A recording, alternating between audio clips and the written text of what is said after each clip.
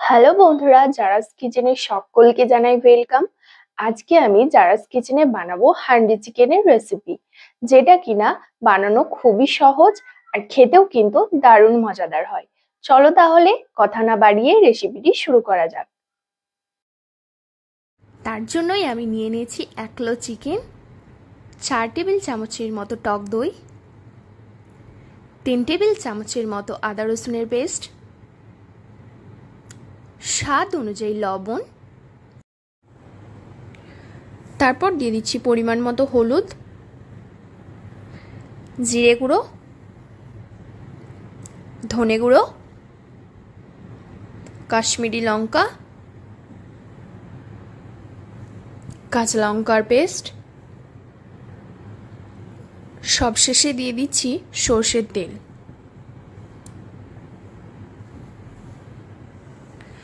তারপর এটাকে হাত দিয়ে খুব ভালোভাবে ম্যারিনেট করে নেব।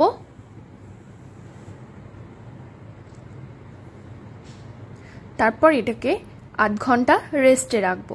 এখন আমি গ্যাসে একটি প্যান বসিয়ে দিয়ে 3টি এলাচ, 1 টুকরো দারচিনি স্টিক, সামান্য একটু গোটা ধনে, 5-6টার মতো লবঙ্গ আর গোটা গোল, এগুলিকে দিয়ে আমি একটু ভেজে নেব। ভাজা হয়ে গেলে এগুলোকে আমি মিক্সার জারে দিয়ে গুঁড়িয়ে নেব। তারপর গ্যাসে আবার একটি প্যান বসিয়ে দিয়ে তাতে কিছুটা পরিমাণ সরষের তেল দিয়ে 5-6টা কোচানো পেঁয়াজ আমি এর মধ্যে দিয়ে দিয়েছি। দিয়ে এগুলিকে নাড়াচাড়া করে নেব 2 মিনিটের জন্য। আর এখন আমি দিয়ে দিয়েছি একটা গোটা টমেটোকে কুচিয়ে নিয়েছি। পরে এগুলিকে আমি 3-4 মিনিটের জন্য ভেজে নেব।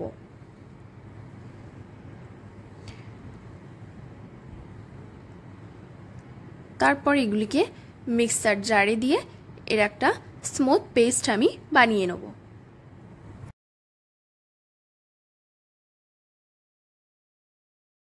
হান্ডি চিকেন বানানোর জন্য এখানে আমি একটি মাটির হাঁড়ি নিয়েছি আর তাতে খুব ভালোভাবে অয়েল ব্রাশ করে দিয়েছি। এরপর আমি রান্নার জন্যে পরিমাণ মতো সরষের তেল দিয়ে দিয়েছি আর তারপর ম্যারিনেট করে রাখা চিকেনটাও কিন্তু এর মধ্যে দিয়ে দিয়েছি। ম্যারিনেট করে রাখা চিকেনের যে এক্সট্রা মশলাটা বেঁচেছিল সেটাও কিন্তু এর মধ্যে দিয়ে দিলাম। দিয়ে এটাকে 2 মিনিটের জন্য কষিয়ে নেব। হান্ডি চিকেন বানানোর জন্য খুব বেশিক্ষণ কষানোর প্রয়োজন নেই।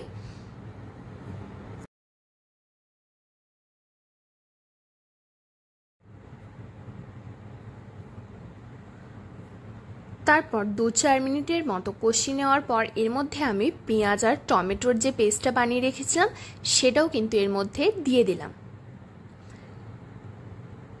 তারপর এগুলিকে খুব ভালোভাবে মিশিয়ে নেব চিকেনের সঙ্গে।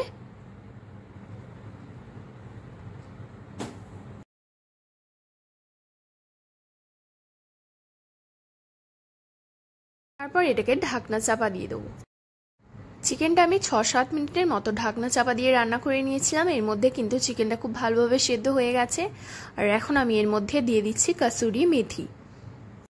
হান্ডি চিকেনের মধ্যে কিন্তু কাসুরি মেথিটা দেওয়ার অবশ্যই চেষ্টা করবে, কারণ এই কাসুরি মেথিটার জন্য হান্ডি চিকেনের স্মেলটা জাস্ট ফাটাফাটি আসে। আর এখন আমি এর মধ্যে দিয়ে দিচ্ছি ভেজে রাখা মশলাটা। দিয়ে এটাকে চিকেনের সঙ্গে খুব ভালোভাবে মিশিয়ে নিচ্ছি। আর তারপর এখানে আমি 4-5টা চেরা কাঁচা লঙ্কার মধ্যে দিয়ে দিচ্ছি। দিয়ে এটাকে আমি ঢেকে 3-4 মিনিটের মতো রান্না করে নেব। আর এখন আমি ছড়িয়ে দিচ্ছি কোচানো ধনেপাতা। আর এখন একটু নাড়াচাড়া করে ধনেপাতার সঙ্গে চিকেনটাকে মিশিয়ে নিচ্ছি।